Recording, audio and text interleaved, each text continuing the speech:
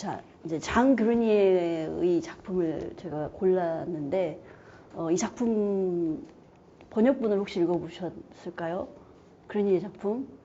근데 이 장 그르니에는 이제 알베르 까뮈의 선생님으로 유명해요. 그래서 그 까뮈를 사실은 고등학교 때 뭐 이렇게부터 만나서 알제 쪽에서 굉장히 정신적인 스승인데, 저는 이제 대학교 때 배우기도 했어요. 수업 시간에도. 이제 왜냐면 김하영 선생님한테 이제 제가 수업 우리가 받았기 때문에. 근데 이 장 그르니 작품을 가지고 막 본격적으로 하진 않았지만 주로 이제 까미 작품으로 강독을 했었는데, 저는 이제 개인적으로 산문이나 수필을 훨씬 더 좋아해가지고 소설보다 그 당시에는 이제 좀 성향 자체가 좀 사색하는 걸 좋아하다 보니까 그래서 이제 그르니에의 그 산문들을 다 사서 이제 읽었었는데 그때는 20대니까 좋은데 뭔가 약간 이제 좀 어렵더라고요. 근데 이제 지금 최근에 제가 뭐 이런저런 수업을 하면서 단편이나 산문 쪽에 좀 관심을 가지면서 이제 좀 살펴보다가 다시 읽게 됐는데 지금 이제 40대 후반 나이를 공개했어요.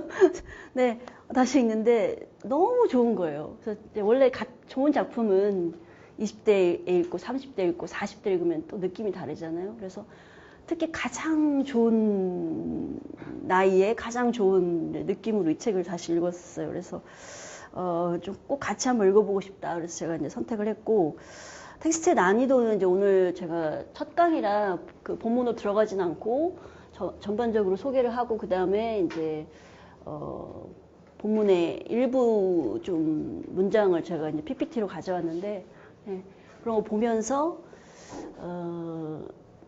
느끼실 것 같아요. 난이도가 어떤지. 그래서 소설이 아니기 때문에 텍스트가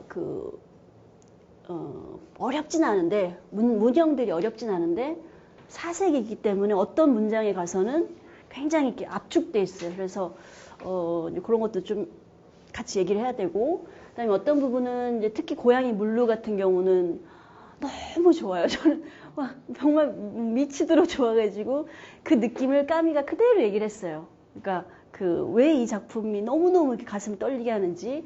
제가 일단 이제 그 까미의 문장으로 가져왔으니까 같이 보시고.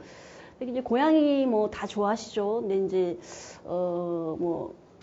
그냥 디테일한 묘사, 그냥 고양이가 어떻게 눕고 이제 이런 것들을 묘사하는데 굉장히 뭐 어려운 철학이 아니라 너무나 일상의 그러니까 철학이기 때문에 그런 문장이나 문형들을 이제 여러분 만나게 될 것 같고, 그 다음에 이제 가장 중요한 거는 그 섬이라는 제목처럼 여러 섬들이 나와요. 그래서 섬이 도대체 이제 어떤 메타포를 가지고 있는지 각자 다 뭔가 있죠. 섬은 외롭고 뭐 고독하지만 뭔가 우리 모습 같기도 하고 그래서 이제 섬에 대한 여러 사색들이 있어요. 그래서 뭐 바라올 건데 좀 작품을 좋아해 주셨으면 좋겠고, 그러니까 불어 자체보다 이제 그 뒤에 있는 생각들 뭐 이런 것들. 그러면 이제 우선은 이 영상은 제가 윌리 호니스라는 그 사진 작가가 있어요. 네, 이 작가의 작품을 제가 이제 번역해서 소개한 적이 있는데 고양이 사진을 굉장히 많이 찍었어요. 윌리 호니스가. 물론 다른 그 사진도 많지만 그래서 그냥 몇 개의 사진을 다운받고 그 다음에 장 그르니를 약간 입혀서 아이폰으로 그냥 뚜다닥 만들었기 때문에 한번 그냥 보셨으면 좋겠어요.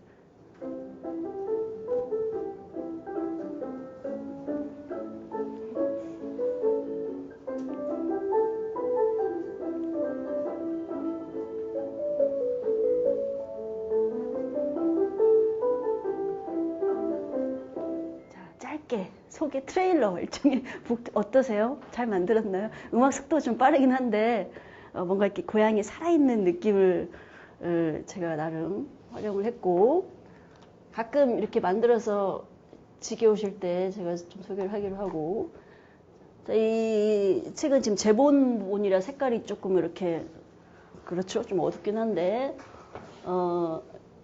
장 그르니에 이렇게 있고 그 다음에 레질 이렇게 돼요.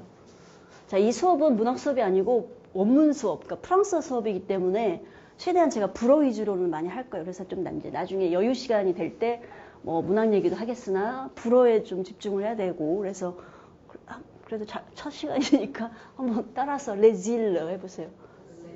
네, 이제 유치원 같아서 약간 고양이 사진부터 해가지고 레질러 해보세요. 레질러. 네, 복수형이에요. 섬들. 그래서 이제 프랑스 작품들은 제목부터 유심히 봐야 되는데 이게 뭐죠? 레가 저기 아시는 분이 빨리 대답을 해주셔야지 돼요. 네? 정관사죠. 정관사. 만약에 데질러 이렇게 할 수도 있고 레질러 요게 붙어요. 이렇게 할 수도 있고 그러니까 제목을 작가가 붙일 때 프랑스어는 관사에서 다 결정이 돼요. 내가 무엇을 말하겠다가 어느 정도. 만약에 단수로도 쓸 수 있어요. 릴러 이렇게. 뭐 이제 그 부정관사를 쓸 수도 있고. 그랬을 때 부정관사를 쓰면은 하나의 섬, 어떤 섬이 돼요. 하나의 섬. 그렇게 되고 데질러 하면은 어떻게 돼요? 네? 여러 개의 섬들. 그래서 구체적인 섬들이에요. 제주도, 독도 뭐 이렇게 할 수 있듯이 여기에는 이제 뭐 케르겔렌 군도라고 좀 저한테 너무 낯선 저기 섬이긴 한데 프랑스에서 이제 이렇게 발견한 섬 중에 하나인데 그래서 구체적인 섬을 떠올려요. 그러니까 내가 이런 섬, 저런 섬, 그러니까 여행 잡지 같은 데서 소개하기 좋은 구체적인 섬들을 뜻하고 그런데 레질르 하면은 어떻게 될까요? 정관사로 쓰면 일반 명사예요. 그러니까 개념화 시켜요. 그래서 정관사를 쓰면 정말 정격으로 딱 올려주는 거예요. 마치 정원 명령처럼. 그러니까 그냥 개념이에요. 그러면 어떤 느낌이 드냐면 섬이 갖고 있는 모든 메타포를 다 얘기를 해야 돼요. 그러니까 고독이랄지 뭐 그러니까 구체적인 섬이 아니라 지형적인 것이 아니라 모든 섬에 대한 사색들이라고 보시면 될 것 같아요. 자, 제목부터. 그리고 이 출판사는 이제 이마지네어라는 시리즈가 있는데 갈리마르에서 정말 좋은 산문들이 많고 어려운 텍스트들이 좀 많긴 한데 소개하고 싶은 작품 많으나 여러 이제 출판적인 환경 속에서 잘 안 하려고도 하고 자 오늘 처음이기 때문에 좀 천천히 그냥 그 다음에 제가 이제 가져온 이미지가 있는데 장 그루니에는 알베르 까미의 선생님 중에 하나죠. 근데 이제 가장 마음의 선생님이기 때문에 이렇게 이제 보여요. 일단 외모를 보시면 그 왼쪽에 있는 분이 장 그루니에시죠. 어때요? 이제 까미는 너무 유명한 잘생기셨고 멋있고 그런데 그런데 장 그루니에는 굉장히 그 사진이 별로 없어요. 작품도 굉장히 많지만 우리나라에도 이제 그 김하연 선생님 덕분에 뭐 거의 전집 출판이 많이 돼 있어요. 그래서 사실은 좀 더 덜 알려졌기 때문에 좀 더 알리고 싶은 이제 그런 마음도 있어요. 까미 이상으로. 그래서 이렇게 외모보다 제가 목소리를 한번 좀 들려드리고 싶은데 까미는 말을 굉장히 빨리 해요. 따다다다다 이렇게 약간 굉장히 그러니까 음성에서도 기질이 나타나잖아요. 저도 이제 장 그루니에 이거 찾다 보니까 잘 없더라고요, 자료가. 이제 아카이브를 구축해 놓은 이제 프랑스의 큰 도서관이 있는데 거기에도 잘 없어요. 그 정도로 유명하지 않다가 아니라 원래 유명한 스승은 다 어디에 있죠? 다 뒤에 있죠. 역사에 전승되지 않지만 수많은 야인들이 있죠. 원래 이렇게 유명한 제자를 배출한 스승들은 다 뒤에 숨어 있어요. 그래서 이제 그런 어떤 생각도 좀 하게 되는데 여기 자막이 있으니까 그냥 까미가 이제 오늘 제가 소개할 그 서문에 서문 좀 어려워서 제가 뒷부분만 좀 집중적으로 할 건데 이 작품 어떻게 만났고 어떤 것들을 좋아했고 이런 것들을 이제 인터뷰로도 얘기를 하고 있어요. 그래서 그걸 한번 잠깐 들어볼게요. 화면을 띄우고.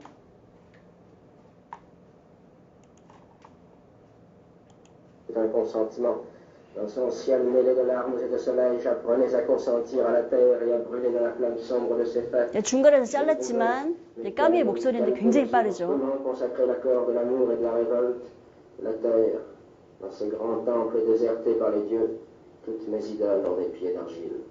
Je voudrais qu'Albert Camus, qui fut élève de Jean Grenier en classe de philosophie, fixe pour nous quelques souvenirs. J'ai connu Grenier il y a 25 ans, j'en avais donc 17. Et il a été mon 이때 professeur de 자막이 philosophie. 있어요. J'ai l'impression 느낌만. que Grenier jouait un peu un rôle, c'est-à-dire qu'il essayait d'être un professeur tout à fait scolaire. D'univers de l'intelligence et de la sensibilité, qui m'a touché directement, je dois dire, d'abord par des moyens d'art, comme il est naturel pour un très jeune homme. Je trouvais, et je trouve toujours, car c'est un livre que je n'ai pas cessé de relire depuis 25 ans, que depuis Chateaubriand et Barrès, on n'avait pas écrit le français de cette manière-là. Je veux dire que cette langue qui passe pour un peu sèche et froide et un peu angulaire, Grenier a su donner une sorte de mollesse, de flexibilité, une musique en somme, qui personnellement m'a transporté.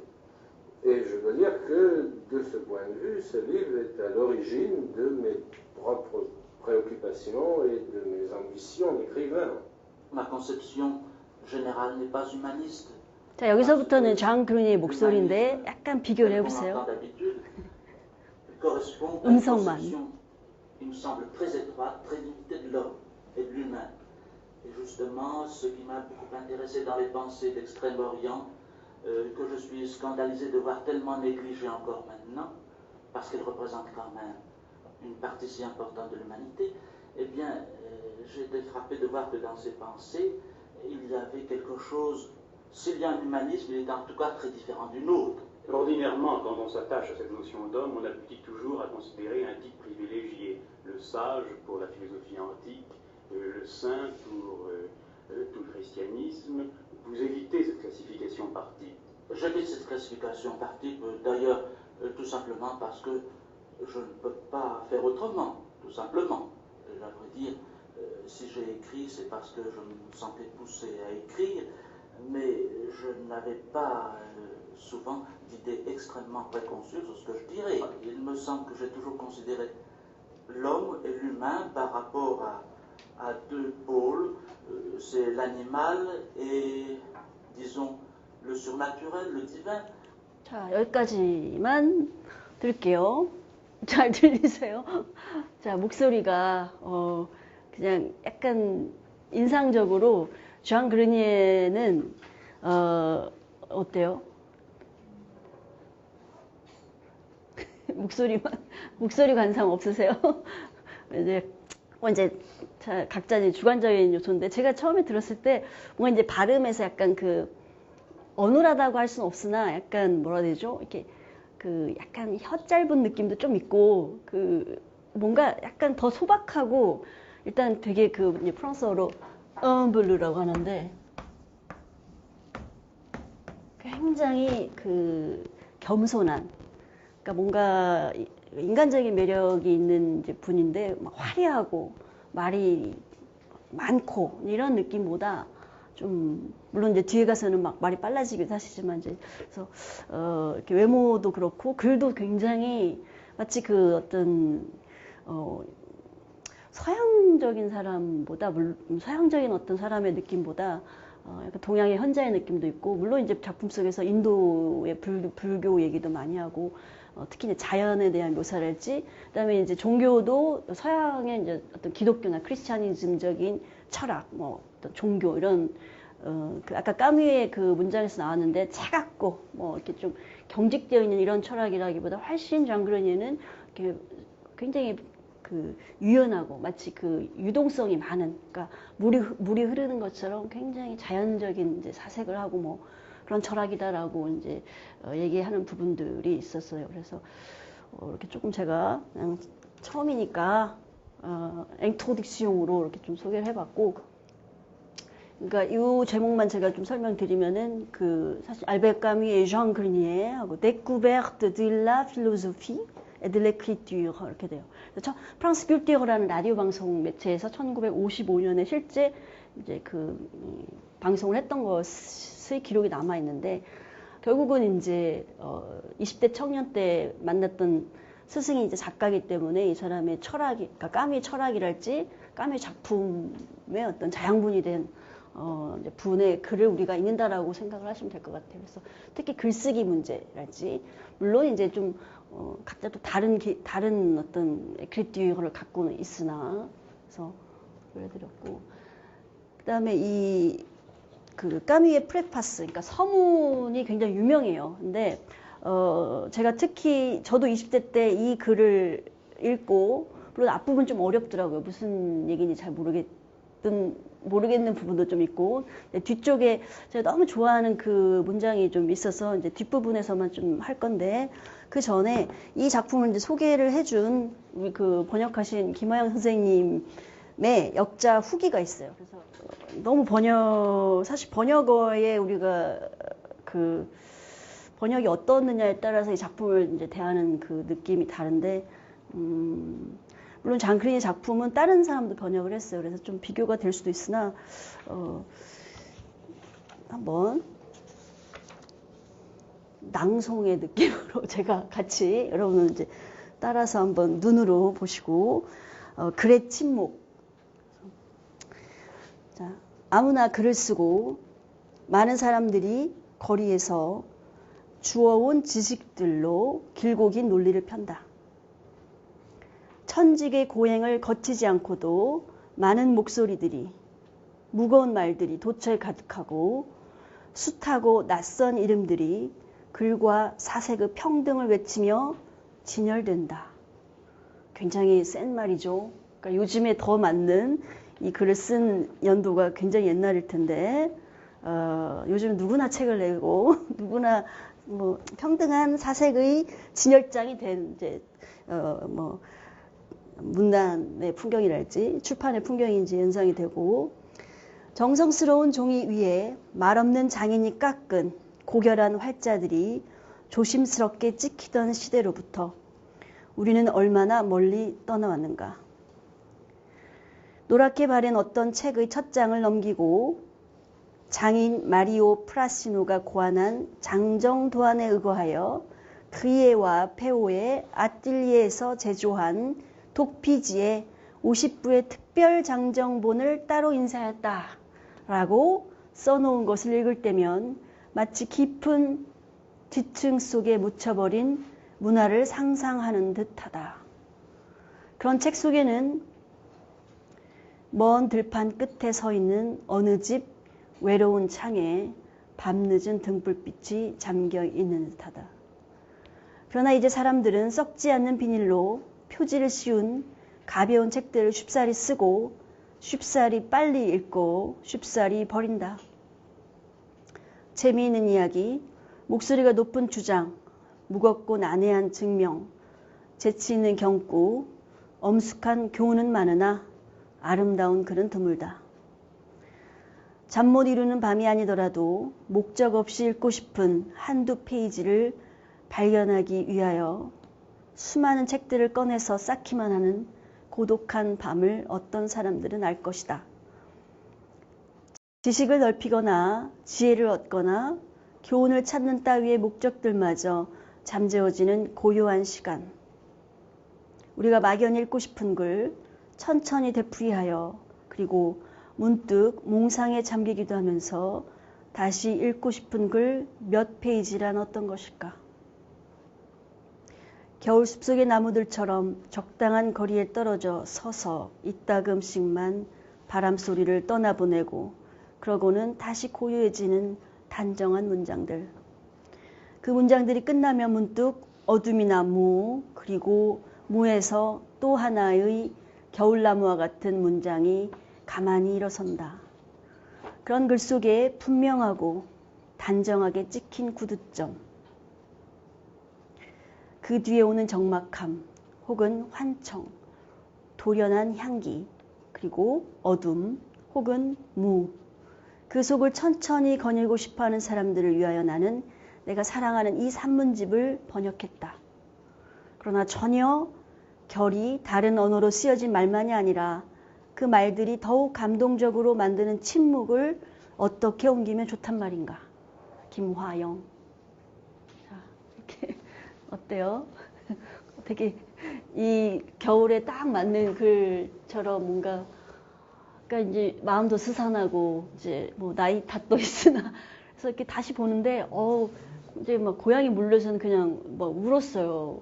혼자 누워서 이제 뭐 좀 인생을 알만한 나이 때 읽으면 되게 좋은 것 같아요. 그래서 물론 우리가 읽기도 전에 너무 이제 감동을 하면 안 되겠지만 이제 이 수업은 문학 수업이 아니라 불어 수업이기 때문에 이제 불어 위주로 할 거고 이제 번역본이 나와 있으니까 요 한 권뿐만이 아니라 뭐 어느 개의 죽음, 뭐 일상적인 삶 이렇게 읽으면 수필이기 때문에 굉장히 그냥 한국 작품 읽는 것처럼 이렇게 보시고 그다음에 이제 원문을 이제 같이 이렇게 비교를 하면서 공부를 해보셔도 좋고 물론 이제 제가 하는 것은 이미 번역본이 나와 있으나 우리가 텍스트에 쓰인 문장 하나하나 읽어가면서 이제 뭔가 문형을 만나고 뭐 글을 만나는 거니까. 근데 정말 그 뒤에 있는 침묵을 어떻게 옮긴단 말인가. 이거는 이제 번역자에게 가장 그 중요한 문제인 것 같아요. 글은 글일 뿐이고 글 뒤에 이제 어떤 침묵 같은 것들이 있는데 그게 이제 묻어나게 번역을 하는데 그 가장 그 효율적인 방법 중에 하나가 리듬이죠. 리듬이나 문체로 그 침묵을 옮기는 거죠. 글만 옮기는 게 아니라 이제 한국적인 어떤 구조로